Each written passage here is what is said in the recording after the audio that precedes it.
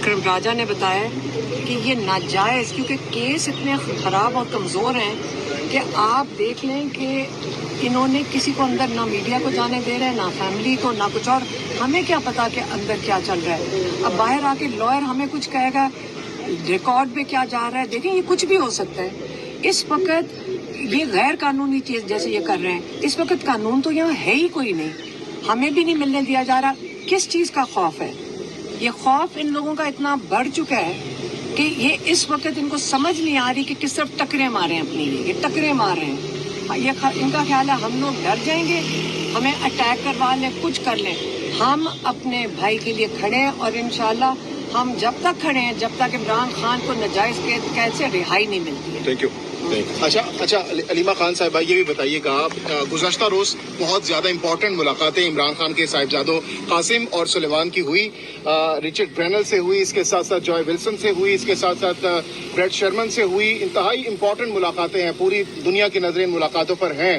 اب عمران خان کے صاحبزادوں کا وہاں پر جو ملاقاتیں ہوں گی اس کے بعد کیا شیڈیول ہوگا؟ پاکستان کتنے دنوں کے دورے پر ہوں گے اور کیا مصروفیات یہاں پر ہوں گی، اس حوالے سے بتائیے گا، کیونکہ پارٹی رہنما کہہ رہے ہیں کہ فیملی کو یہ پتہ ہے ہمارے سے کوئی تعلق نہیں ہے. ہاں ٹھیک ہے، ابھی بچے آئیں گے، ان کے لیے کورٹ کے اندر ہمارے جو یہ لائرز ہیں، ہمارے لیڈر ہیں، وہ ان کی اپلیکیشن ڈال رہے ہیں تاکہ یہ نہ کوئی بہانہ کر سکیں کہ جی ہمارے پاس اپلیکیشن نہیں تھی. وہ اپنے والد سے ملاقات کرنا ان کا حق ہے.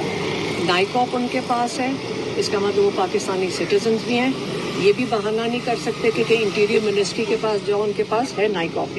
اس لیے وہ ان کے لیے درخواست جاری ہے ہائی کورٹ کے اندر تاکہ ہمارے پاس یہ نہ کہہ سکیں کہ جی آپ کے پاس وہ کاغذ ہی نہیں ہے، تو یہ بہانہ نہیں ہوگا.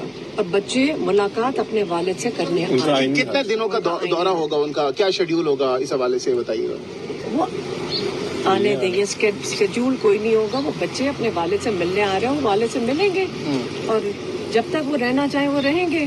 اس کے لیے اسکیڈول کیا رکھ اپنے گھر آ رہے ہیں. میڈم، خان صاحب کو اڈیالہ جیل سے شفٹ کرنے کی خبریں چل رہی ہیں مین میڈیا پہ کہ عمران خان کو کہیں اسلام آباد میں کسی اور جیل منتقل کیا جا رہا ہے. اس حوالے سے آپ کے پاس کوئی خبر؟ جی اسلام آباد ماڈل جیل کے حوالے جا رہی ہے، اسپیشل 2 بیرکس بنائی گئی ہیں وہاں پہ اچھا وی آئی پیز کے لیے. جی، وزیر داخلہ کی طرف سے یہ احکامات بھی جاری کیے گئے جیل انتظامیہ کو کہ جلد از جلد 2 بیرک جو ہیں وہ وی آئی پی قیدیوں کے لیے تیار دیکھیں قانون تو پھر بھی وہی رہے گا نا، کسی بھی میری جیل میں بات ہو. سنیں، یہاں وی آئی پی قیدی تو یہاں پہ بھی نہیں ہے. عمران خان وہ ڈیتھ سیل کے اندر رکھا ہوا ہے پچھلے 2 سال سے. یہ جھوٹ بولتا ہے. یہاں کا جو سپرنٹینڈنٹ ہے اس کو شرم بھی نہیں آتی کہ کاغذ اتنا بڑا نکال کے دے دیا. انجم سپرنٹینڈنٹ غفور انجم، اس کا نام نہ بھولیں، اس کا نام نہیں بھولنا. عمران خان نے خاص اس کے اوپر بہت ان کو تکلیف تھی کہ اس نے کتنا ظلم کیا ہوا. آگے سے پھر گندی جھوٹے پر جب سے یہ آیا ہے یہ تب سے بہت زیادہ تنگ کر رہے ہیں. ہاں کہ یہ عمران خان نے کہا ہے کہ جب سے یہ بندہ آیا ہے میں کبھی نکل کے اس کو معاف نہیں کروں گا اور بھولوں گا نہیں. جو اس نے کیا میرے ساتھ جیل میں، یہ اس کا سزا یہ بھگتے گا اور انشاءاللہ اللہ بھی اس کو سزا دے گا اور ہم لوگ بھی نہیں بھولیں گے اور عوام بھی نہیں بھولے گی. میڈم ایسا کیا کیا ہے اس نے، کچھ بتائیں گے؟ سارا کچھ بند کر دیا ان کا. پچھلے سال 20 دن کے لیے، پچھلے سال یاد نہیں 20 دن ان کو بند کر دیا تھا، 5 دن بجلی بند کر دی.